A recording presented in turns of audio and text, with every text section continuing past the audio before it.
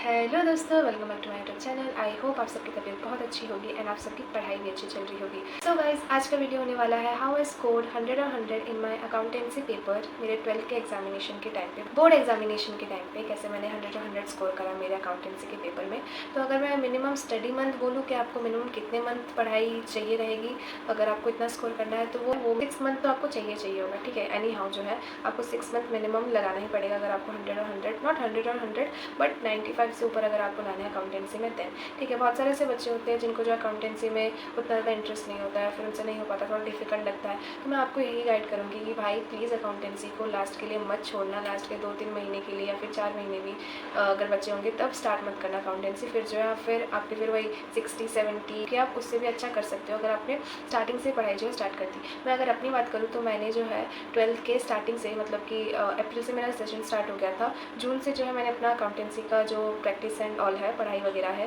वो मैंने स्टार्ट कर दी थी। ठीक है, एंड धीरे धीरे जैसे मेरा हाफ ईयरली आता था या फिर यूनिट टेस्ट आते थे तो मैं मेक श्योर करती थी कि जितने भी चैप्टर्स उसमें आ रहे हैं मेरे एग्जाम में वो जो है मैं अच्छे से कर लूँ प्रिपेयर पहले ही। ठीक है, अगर आप एग्जाम के साथ साथ जो है करते जाओगे प्रिपरेशन तो आपके लिए ज़्यादा ईजी हो जाएगा कंपेयर टू ये सोच के कि यार बोर्ड एग्जाम ही तो है, लास्ट में जो नंबर आएंगे वही मैटर करते हैं, तो अभी पढ़ के फ़ायदा क्या, अभी नंबर ला के फ़ायदा क्या। नहीं, फ़ायदा ये होता है कि आपका पहले ही प्रिपेयर हो जाता है, फिर लेटर ऑन जब आप बोर्ड एग्जामिनेशन के लिए जाते हो तो वहाँ पे जो है आपको बस रिवाइज़ करना पड़ता है, थोड़े बहुत इंपॉर्टेंट क्वेश्चन जो है वो देखने होते हैं। तो मैंने जो है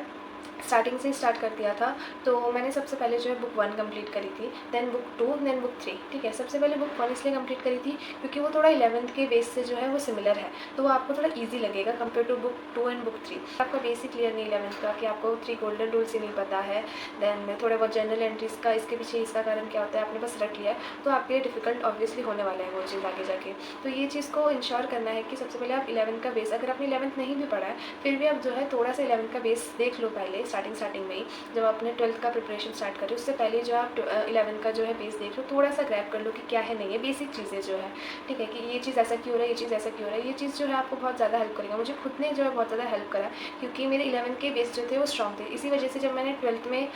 स्टार्ट करा अकाउंटेंसी का प्रैक्टिस करा तो मुझे ज़्यादा उतना डिफिकल्टी नहीं हुआ। हाँ, न्यू कंसेप्ट सीखने में ऑब्वियसली आपको टाइम लगता है, वो लगेगा, सभी को लगेगा। इसलिए अगर मैं बात करूँ अकाउंटेंसी की तो आपको जो है ज़्यादा प्रैक्टिस चाहिए होगी। मेरे जो स्कूल वाले सर थे उन्होंने जो है NCERT कोई भी, मतलब मैं सच बोलूँगी NCERT में उतना ज़्यादा कंटेंट है नहीं जो कि बच्चे को जो है ज़्यादा वैरायटी ऑफ क्वेश्चन प्रोवाइड करे एंड उसके रिगार्डिंग सोल्यूशन एंड कितने टाइप के डिफरेंट टाइप के जो एडजस्टमेंट जो है वो नहीं दिए हुए हैं। तो सभी जो है गाइड जो है एक्स्ट्रा जो गाइड बुक होती है उसी को जो है प्रेफर करते हैं एंड रेफर भी वही करते हैं। मैं भी आपको ये बोलूँगी कि आप एक्स्ट्रा TS गरेवाल हो गया या फिर DK गोयल जो है, ये जो है इनमें से कोई एक जो है बुक साइड बुक जो है वो आप ले लेना। मेरे टाइम पे मैंने जो DK गोयल लिया था उस टाइम पे मेरी तीनों बुक जो थी वो DK गोयल की थी एंड मैंने स्टार्ट करा था सबसे पहले इलस्ट्रेशन करना। मैं कभी भी उसके प्रैक्टिकल क्वेश्चन नहीं करती थी बुक के, most of the time, not कभी भी but most of the time मैं प्रैक्टिकल क्वेश्चन जो थे उनको स्किप करती थी। मैं जो है सारी इलस्ट्रेशन करती थी। इलस्ट्रेशन ऐसे नहीं करती थी कि मैं इलस्ट्रेशन के आंसर देखती थी देन मैं जाके क्वेश्चन अटेम्प्ट करती थी, नहीं। मैं सबसे पहले क्या करती थी, इलस्ट्रेशन को जो है मैं पहले देखती थी क्वेश्चन को, देन मैं जो है अगर सेम पेज में होता था आंसर तो उसको मैं हाइड कर देती थी बुक वगैरह से। अगर नेक्स्ट पेज में होता था तो मैं तब तक नहीं पेज पर लगती थी जब तक मेरा आंसर नहीं आ जाता था। मतलब मैं पूरा क्वेश्चन अटेम्प्ट करती थी, गलत तो ना हो वो बात की बात है, बट मैं क्वेश्चन अटेम्प्ट करके देन मैं आंसर से मैच करती थी कि अच्छा ये पॉइंट है जहाँ पे मेरा गलत है एंड मैं उसको जो है या तो शॉर्ट नोट की तरह अपने कॉपी में लिख लेती थी जहाँ पे मैं थोड़ा बहुत नोट्स वगैरह बनाती थी फार्मूला एंड ऑल के एंड फॉर्मेट्स के, या फिर मैं बुक के वहाँ पे बुक मार्क लगा के जो है लिख देती कि अच्छा इसमें ये एडजस्टमेंट है, ये चीज़ को ध्यान रखना जब मैं रिवाइज़ करूँगी, तो सो दैट कि जब मैं रिवाइज़ करूँ तो मुझे वो चीज़ जो है याद रहे कि अच्छा मैंने इसमें गलती करी थी, सो दैट कि मैं वापस से वो गलती रिपीट ना करूँ। मैंने जो अपने टाइम पे करा था मैं वही चीज़ बता रही कि मैंने सिर्फ इलस्ट्रेशन ही करा था मोस्ट ऑफ द चैप्टर्स के। हाँ, अगर किसी में इलस्ट्रेशन थोड़े कम रहते थे या फिर उसमें कंसेप्ट ज़्यादा है, इलस्ट्रेशन सारे कंसेप्ट कवर नहीं हुए थे, तो जाके जो है मैं प्रैक्टिकल क्वेश्चंस थोड़े बहुत कर लेती थी। बट अदर देन दैट मैं जो है सिर्फ इलस्ट्रेशन ही करती थी। अगर आपके पास टाइम है या फिर आपको ज़्यादा प्रैक्टिस करनी है तो ऑब्वियसली आप प्रैक्टिकल क्वेश्चन भी कर सकते हो, लेकिन मेरे लिए जो था इतना इलस्ट्रेशन करना इनफ था, उससे मेरे 100 आउट ऑफ 100 आ गए थे। ट्यूशन जाती थी, मैंने ट्यूशन लगा रखा था अकाउंटेंसी का उस टाइम। ट्यूशन वाले जो भैया वो मुझे गाइड करते थे एंड सभी को एक साथ पढ़ाते थे, कंसेप्ट वगैरह समझाते थे एंड देन भैया होमवर्क वगैरह देते थे। उसके अलावा भी मैं खुद से जो है अगर कोई चैप्टर जो है टेस्ट में आ रहा है बट भैया ने वो नहीं कराया तो मैं यूट्यूब से वगैरह वन शॉट वगैरह देख के कर लेती थी एंड प्रैक्टिस कर करती थी, तो मेरा हो जाता था अच्छे से। क्योंकि सिंस मैं कह रही हूँ कि 11th का बेस अगर आपका स्ट्रॉन्ग रहेगा तो आप अगर यूट्यूब से भी कर लोगे जो है 12th की अकाउंटेंसी का प्रिपरेशन, तो भी आपका हो जाएगा, ठीक है, आपको ट्यूशन लगाने की ज़रूरत नहीं होगी। बट मैंने लगाया था क्योंकि सिंस मैंने 11th में भी लगाया था, मैंने उन्हीं वजह से 12th में ही पढ़ा, तो उस चीज़ ने मुझे और ज़्यादा अच्छे से गाइड कर दिया। Guys, one of the most important चीज़ जो है आपको मैं ये बोलना चाहती हूँ, प्लीज़ प्लीज़ प्लीज़ अगर आपको किसी भी कंसेप्ट या क्वेश्चन में या फिर कहीं पे भी किसी भी पॉइंट में डाउट आता है, प्लीज़ उसको क्लैरिफाई कर लो अपने ट्यूशन टीचर से, या फिर अपने ऑनलाइन कोर्स ले रखा है वहाँ पे अगर आपकी किसी भी मीडियम से बात होती है, व्हाट्सएप से, वीडियो कॉल से, या फिर आपके जो है स्कूल के जो टीचर्स हैं वो आपको जो पढ़ा रहे हैं, ठीक है, उनसे जो है एक बार जो है आप प्लीज़ अपना कोई भी डाउट आ रहा है, कुछ भी दिक्कत आ रही है क्वेश्चन सॉल्विंग में, कंसेप्ट समझ नहीं आ रहा है, बेस क्लियर नहीं हो रहा है, प्लीज़ उनसे बोलो कि आप इससे इस कंसेप्ट के रिगार्डिंग बता दो, या फिर इसमें ऐसा क्यों हो रहा है आप प्लीज़ मुझे बता दो, प्लीज़ उनसे पूछ लो। क्योंकि अगर आप डाउट पूछोगे नहीं, आप क्लैरिफाई नहीं करोगे, बाद में जाके बर्डन हो जाएगा, कन्फ्यूजन होगी, पाइलअप हो जाएगा, कुछ समझ नहीं आएगा। एंड गाइस, जब मैं ट्यूशन जाती थी मैं 12th में, तो मैंने इतने सारे डाउट पूछे थे ना, मुझे हर एक क्वेश्चन में डाउट आता था, मुझे हर एक पॉइंट में डाउट होता था,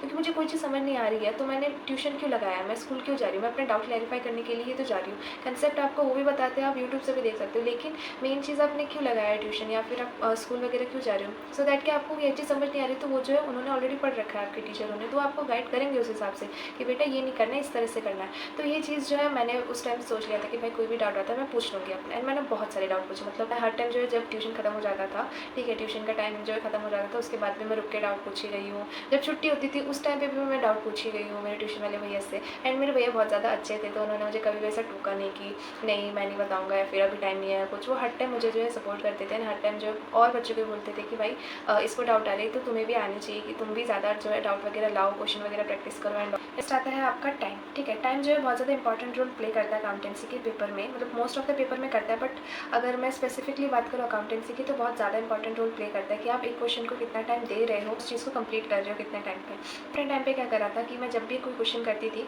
अगर मैं फर्स्ट टाइम वो क्वेश्चन कर रही हूँ तो मेरे को मिनिमम जो है 25 से 30 मिनट लगते थे। अगर मैं कोई 10 से 12 नंबर का क्वेश्चन कर रही हूँ, आपको इतना नॉलेज नहीं होता कि आपको उस क्वेश्चन को कैसे अटेम्प्ट करना है, क्या चीज़ पहले करनी है कि आपका टाइम थोड़ा सेव हो जाए, क्या चीज़ साथ साथ में करनी है, क्या चीज़ अलग अलग करके करनी है, ठीक है। जैसे कि अगर आप P&L trading and balance sheet बना रहे हो, तो पहले मैं क्या करती थी कि पहले ट्रेडिंग बनाती थी पूरा उसका फॉर्मेट, देन ट्रेडिंग का पोस्टिंग करती थी, देन मैं P&L बनाती थी, देन बैलेंस शीट। फिर जो है धीरे धीरे जैसे जैसे प्रैक्टिस बढ़ी तो मैंने क्या करा, मैंने ट्रेडिंग P&L बैलेंस शीट एक ही साथ में बना देती थी। एंड सिंस एक ट्रांजेक्शन के 2 इफेक्ट होते थे जो एडिशनल इन्फॉर्मेशन के थे, तो मैं साथ साथ जो है ट्रेडिंग में अगर इफेक्ट आ रहा है बैलेंस शीट में आ रहा है तो दोनों में डाल देती थी एक ही टाइम पे, सो दैट कि मेरा जो है पहले जितना टाइम लगता था उससे जो है थोड़ा कम टाइम में जो है मेरा क्वेश्चन सॉल्व हो जाता था। एंड धीरे धीरे करके जो है मेरा ये 10 से 12 नंबर का जो क्वेश्चन है वो मैं मिनिमम जो है 20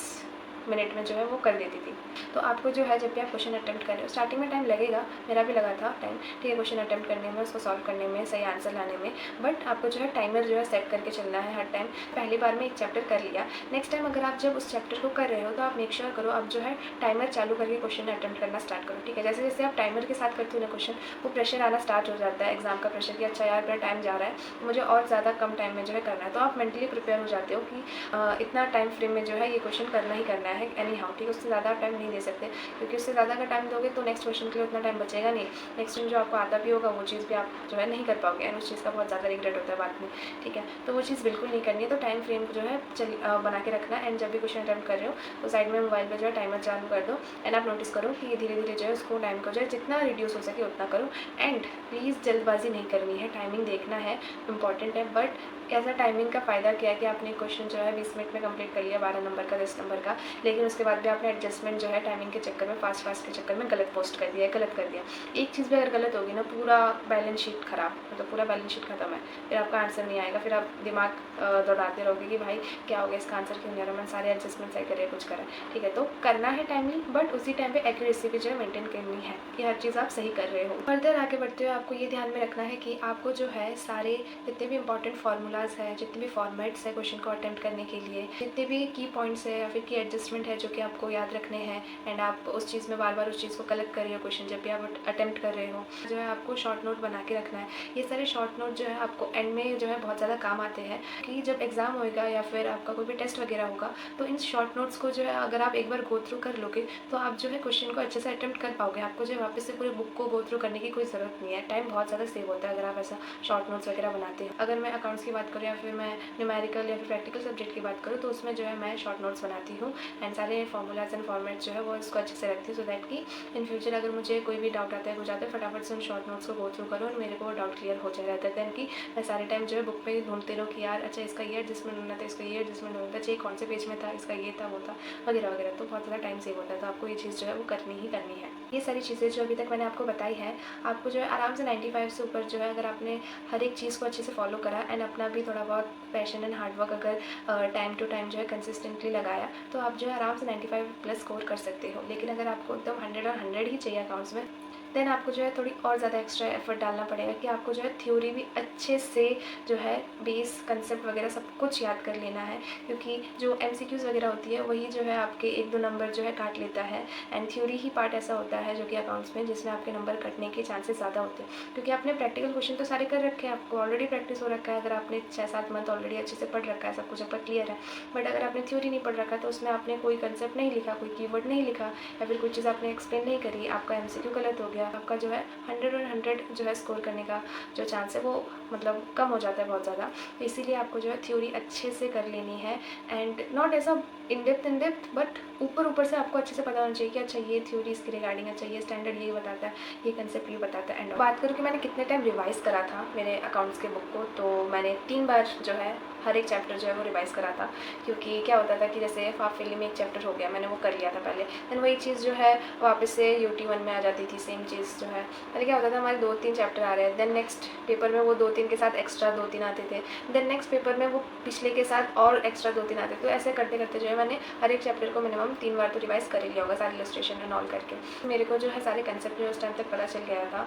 एंड उस टाइम तक जो है टेस्ट वगैरह भी देती थी मैं, थोड़े बहुत मॉक टेस्ट हो गया या फिर प्रीवियस ईयर क्वेश्चन हो गया, या फिर भैया कोई भी ट्यूशन का टेस्ट लेते थे तो वो मैं अच्छे से करके आती थी। एंड गाइज लास्टली इस वीडियो को एंड करने से पहले मैं एक चीज़ और ऐड करना चाहूँगी कि आपका जो है 100 और 100 स्कोर करना, आपकी मेहनत, आपका पैशन, डेडिकेशन उसके ऊपर तो डिपेंड करता ही करता है, बट उसके साथ साथ एक छोटा सा जो चीज़ है जो कि है आपका लक फैक्टर, वो भी जो है बहुत ज़्यादा इंपॉर्टेंट रोल प्ले करता है। क्यों मैं ऐसा क्यों बोल रही हूँ, क्योंकि मैंने जो है मेरे बिजनेस के एग्ज़ाम में भी बहुत अच्छा पेपर दिया था, एंड मुझे ऐसा लग रहा था कि मेरे MCQs वगैरह सारे जो है वो सही गए हैं, बट मुझे बाद में पता चलता है कि मेरे बिज़नेस में इतना स्कोर आया है। एंड मुझे उस टाइम पे लगा यार मेरा अकाउंट्स में तो मतलब 100 और 100 आ गया, बट मेरा बिज़नेस में थोड़ा सा रह गया 100 और 100 आने से। तो उस चीज़ की वजह से मुझे ऐसा लगता है कि यार आपका लक फैक्टर भी थोड़ा कहीं ना कहीं इंपॉर्टेंट है, बट 95 से ऊपर तो आप श्योरली ले आओगे ये सारी चीज़ें करके फॉलो करके। बट वही 100 और 100 जो है वो डिपेंड करता है आपके सिचुएशन में, कि अगर आपने एकदम बहुत ही ज़्यादा अच्छे से कर लिया है थ्योरी एंड ऑल, तब तो श्योर है कि आप ला सकते हो,